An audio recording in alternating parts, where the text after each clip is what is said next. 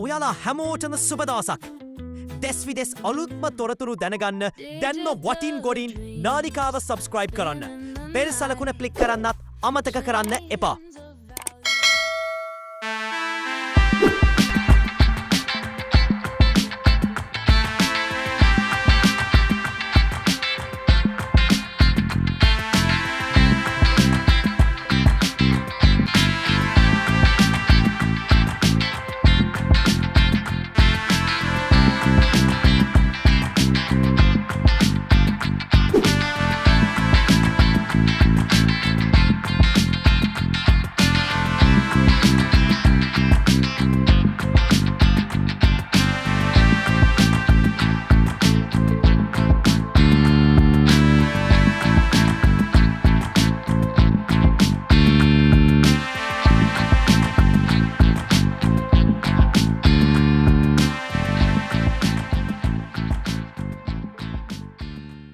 අලුත්ම තොරතුරු දැනගන්න දැන්ම අපගේ නාලිකාව සබස්ක්‍රයිබ් කරන්න.